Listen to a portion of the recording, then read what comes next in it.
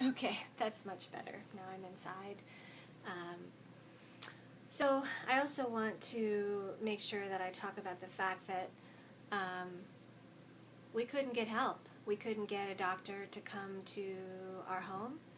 Uh, we actually found one doctor in the phone book that did house visits, and but then we couldn't find his phone number, and we ended up finding out that he had been arrested with a hooker and guns in his car. So that's all we had to choose from, and he wasn't even available anymore. Initially, we tried to get chiropractors to come to our house because I had a feeling that it had to do with my skeletal structure. That was what my intuition was telling me, and we couldn't find a single person to even call us back.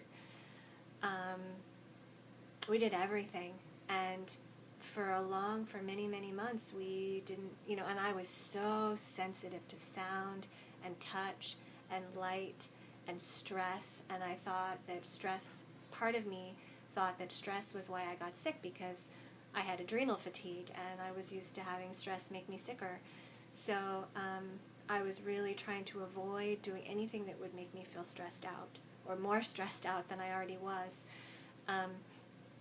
So we went for many, many, many months without any medical help whatsoever. And once we finally did go to the hospital, like I said, they were pretty ridiculous.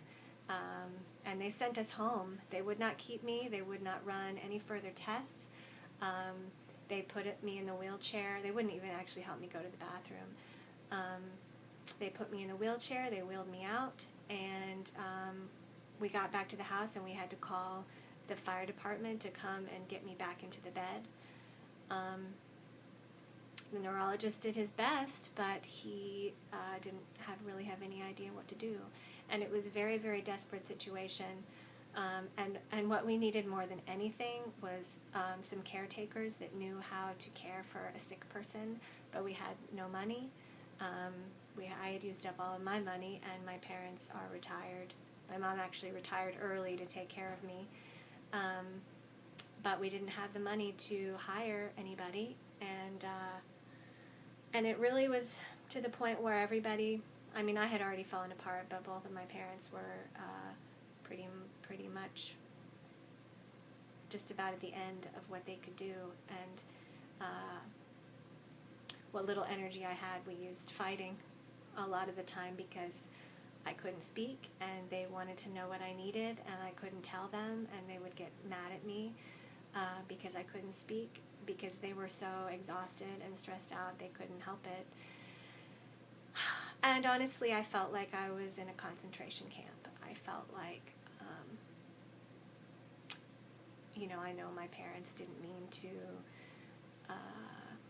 yell at me, but I felt like I was being abused almost by God, by the universe, I had never seen a world where this kind of suffering could go on unnoticed, and where nobody cared, and where nobody even knew, and the people who knew didn't know how to ask for help and didn't know how to solve anything. I was pretty much left to do all of the problem solving.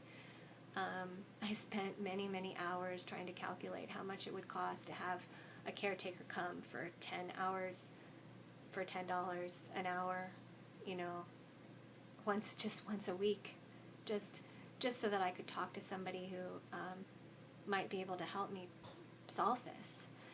And it was so desperate for so long. And the only person that I spoke to besides my parents in all that time was my neighbor. And I said to him, if you happen to find, I want you to look for a doctor that knows about holistic medicine that's local. Because I'm not taking drugs. I don't believe that drugs will help me. My experience with drugs in the past was that they only made me sicker. And so I've never seen anybody get well from taking drugs. I believe in natural medicine. And so I wanted someone who knows about the holistic medicine, who knows about drugs, sure, fine, great, but who also knows about herbs and minerals and supplements and all the other options. for how to heal a body. So I asked him for that, and I didn't hear from him for a long time. And then one day he came over with a business card in his hand, and he said, "This is your Christmas present, your birthday present, your Easter present, your Valentine's Day present, your every day for the next 10-year present from me." And it was a business card with a woman named Tracy Gardner's information, and didn't really know what to expect. My parents called her, and she came over, and right away I could tell that she knew some things that she knew about holistic medicine. She asked me questions about my dental history and my toxic exposure and all of these things that most doctors don't ask you. And I couldn't really answer. I could smile. This is how I said yes. This is how I said no. And my symbols for how to communicate, that's all. I need to make sure I tell you about that, because that was a major thing for me. But I'll stay on topic with Tracy. So she was she had insight, and she had a history of illness herself, and so that made her more capable of knowing where to look and what kind of questions to ask. And unfortunately, she didn't come regularly right away. We sort of lost touch with her. I wanted her to come, but I didn't know that she did massage therapy, and I felt really strongly that massage therapy would help me. And but she didn't call herself a massage therapist from the beginning, so I didn't know that that's one of the many things that she does. She's a massage therapist, but she knows about a lot of things. So I didn't see her for months, and then my mom called her by accident, actually, and she came back, and she started bringing helpers with her, and the first person was a musician who uses the harp to use frequency to help people to heal. And the second person that she brought was a 93-year-old blind chiropractor, and the three of them